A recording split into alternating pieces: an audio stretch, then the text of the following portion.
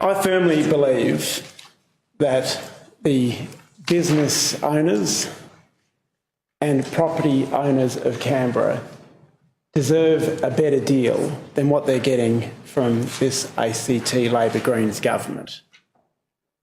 Quite frankly, I think there are many people in Canberra that do not feel that the government is on the same team as them.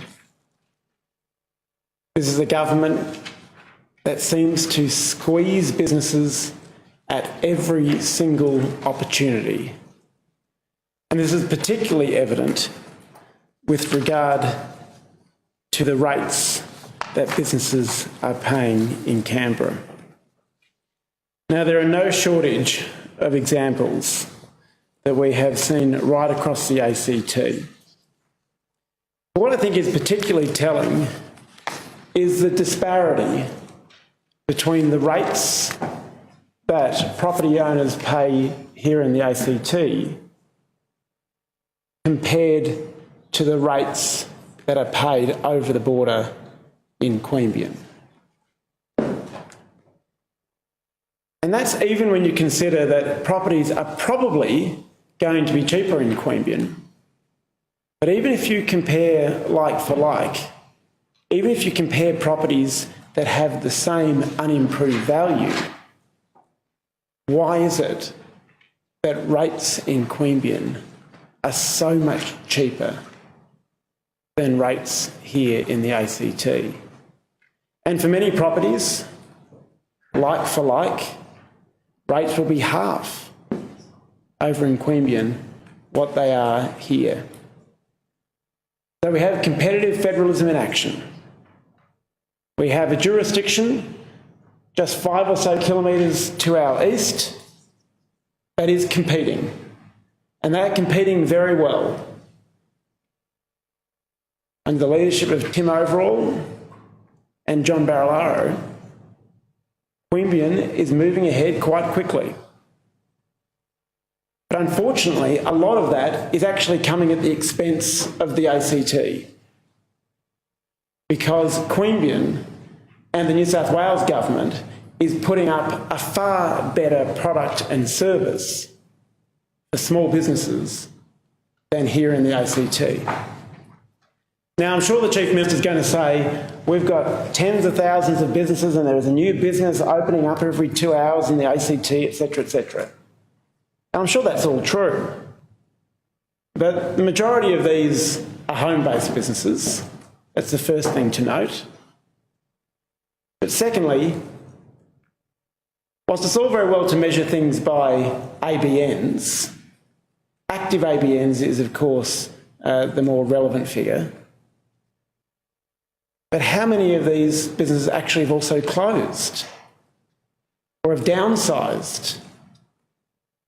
If you're going to talk about one end of the spectrum, you've also got to talk about the other end of the spectrum to actually get the net impact of businesses here in the ACT. And there are a lot of businesses that are making investments here. There are a lot of businesses that employ staff here and do great things here. And we want to see more of them. We'd love for the ACT to actually win back the businesses that have gone over the border into New South Wales, because they exist.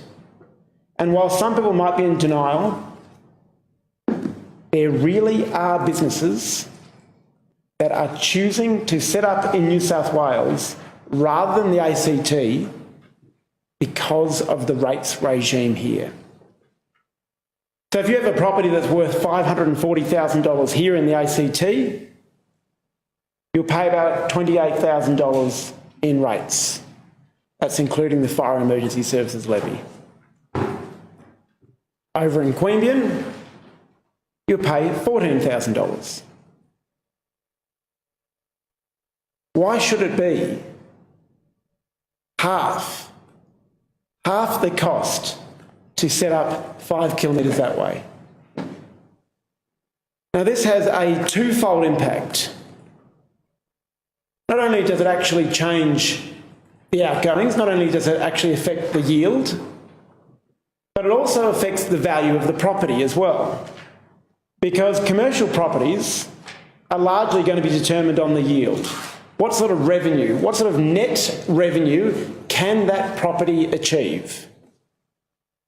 So, for example, say a property was going to bring in $50,000 net. It might bring in $75,000 worth of rent. There is $25,000 worth of rates. Therefore, you've got a $50,000 net revenue there. On the basis of that net revenue, you might determine that the value of the property is $500,000 at a ratio of 10 to 1. But if the rates increase by another $5,000 or another $10,000, and it turns that net return into $45,000 or $40,000, that significantly affects the value of that property. Because at that same ratio of 10 to 1, that property is now only worth $450,000 or perhaps $400,000. So you're worse off on two counts.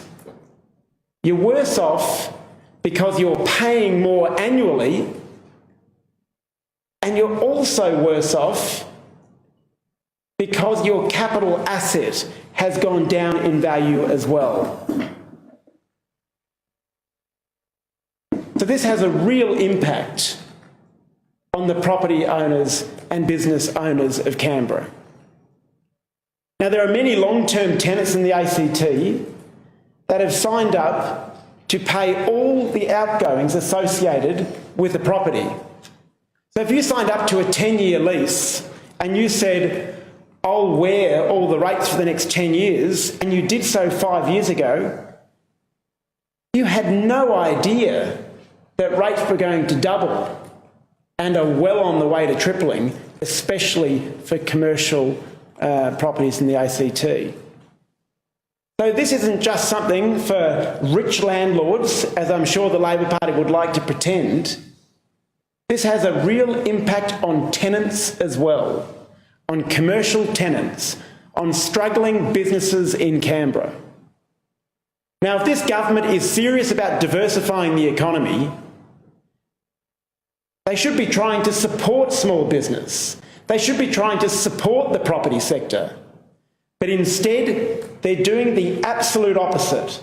They're strangling the small business sector and they're driving businesses interstate. It shouldn't be this way. Now, this government has done this as a simple cash grab.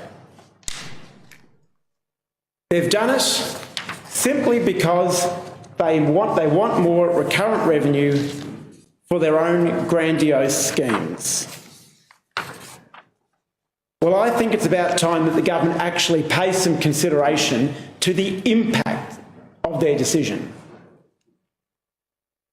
And that's why the motion that we're moving today simply calls on the government to tell us what modelling they've done, tell us what factors they've considered, tell us what impact their policies are having on Canberra businesses. So in 3A, we call on the government to table by the last sitting day in November all modelling undertaken by the ACT government in the last 2 years regarding the impact of rises in commercial rates. That is not unreasonable. It is not unreasonable, and they should very easily be able to present that information. Secondly, we call on the government to table by the last sitting day in November of this year the Revenue Office's methodology and schedule for revaluing commercial land. At the moment, the Revenue Office is moving around Canberra according to a schedule that nobody knows about, revaluing commercial properties. And in some instances, commercial properties are being revalued to double their previous value. we're seeing values go from $1 million to $2 million. In some instances, even more. And whilst we have a 3-year rolling average, this means that there are significant impacts, not only in that first year, but also in the second and third year as well. So how is it that the Revenue Office determines where and how they revalue certain properties? It seems to be a bit of a dark art, this valuation process, this unimproved land valuation process. And only the Valuation Office seems to know all the tools, seems to know all the factors.